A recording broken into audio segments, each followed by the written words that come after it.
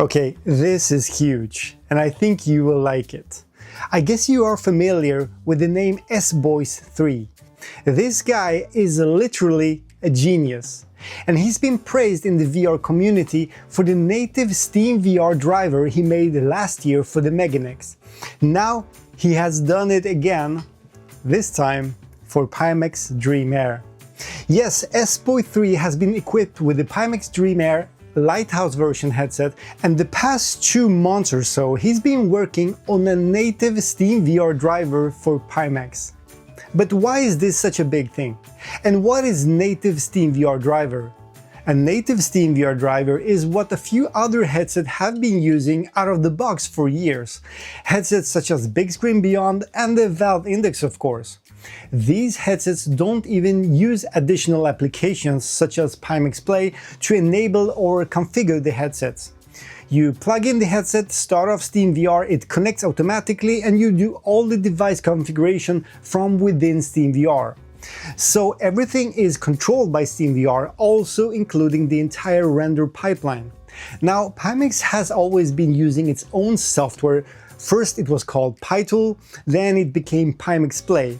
The software is there to power up, configure and manage the headsets and its rendering pipeline. This of course has its own advantages. We get access to more custom settings, options and configurations. Way more than what SteamVR can offer actually. Lately, the Pimax engineers has done a lot of work on the Pimax Play, and it got praised for its stability and wide range of options and freedom of configuring your Pimax headsets in almost every possible way. But there's still certain things that we have been missing out. First off, better performance when running games through SteamVR. And among flight and racing simulator geeks in our VR community, many of you guys don't even use SteamVR anymore for that reason alone. We already have multiple OpenXR runtimes, both the Pimax built-in runtime called Pimax OpenXR and of course the well-known Pimax XR made by another genius, Matthew aka Mbucha. These OpenXR runtimes can be run through SteamVR but also without the need of SteamVR through a native OpenXR pipeline without a middle hand like SteamVR. And that improves performance, that makes games run much better than before, and also it adds things like quad views into DCS World and the Microsoft Flight Simulator, and it's just amazing. So now I think that is about to change, and a lot of Pimax geeks may now even return back to SteamVR for a couple of reasons. And here's why. Now, when rendering SteamVR games directly through the SteamVR driver, an OpenXR render pipeline does give you better frame rate in most cases. And at the end of this video, I'll show you one simple example, which is pretty convincing. But reducing performance overhead is just one thing. You also get better compatibility with SteamVR features that requires a native SteamVR driver. There are a lot of features in SteamVR, and you probably know one specific feature all of us Pimax users have been missing out over the years. Yep, SteamVR motion smoothing. It finally works on Pimax. Motion smoothing is a built-in SteamVR motion reprojection feature that makes VR games run smooth, even if your GPU cannot keep up and you got frame drops. Something very close to what asynchronous space warp is achieving on Oculus or Meta headsets. What motion smoothing can do is magically removing stutters and judder when frame rate is inconsistent and maybe hovering, let's say, around 70 or 80 frames per second or anything below 90 frames per second when running 90 Hz. Yeah, it's far from perfect though. It does introduce some level of artifacts, kind of similar to what early DLSS frame generation did, but it's still the best motion reprojection feature available, at least for PC VR headsets. And yeah, it is better than the Pimax own smart smoothing feature, even though it does its job, right? But apart from several other native SteamVR features that now works, it also has its own application with graphical user interface, which is packed with not only useful Pimax tweaks and adjustments, but also some fundamental Pimax headset settings going even beyond Pimax Play. How about just being able to import custom distortion profiles with custom field of view modes? Well, that's one of these things. How about adjusting the field of view in real time, both vertically and horizontally, by cropping out parts of the view to gain additional performance? Yep, all you racing sim freaks out there have asked for this for ages, and I think you're all gonna love it. Then how about changing world scale in real time or adjusting subpixel shift to correct for color fringing or a chromatic aberration?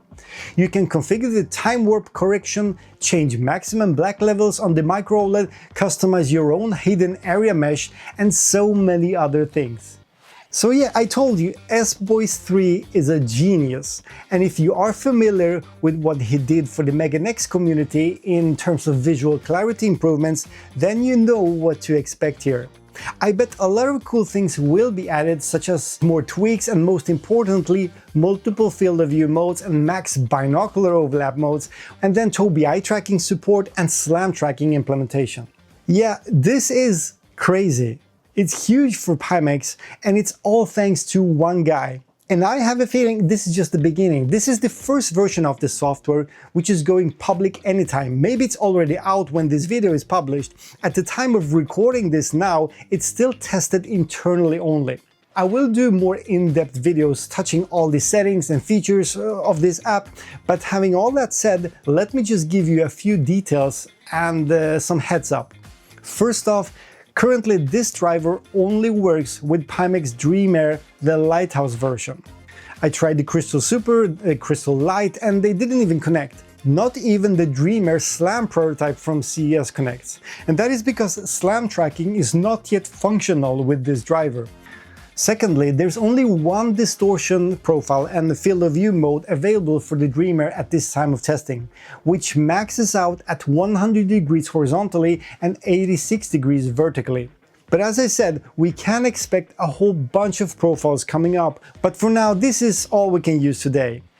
Also, due to the Pimax DRM, at least currently, you cannot completely close down Pimax Play when running this native SteamVR driver. It needs to initiate the headset to begin with. Then you can switch to the native SteamVR driver with just one click in the SBoys3 application. Pimax Play completely disconnects then from the headset, but needs to still be in the background idling for the DRM to work.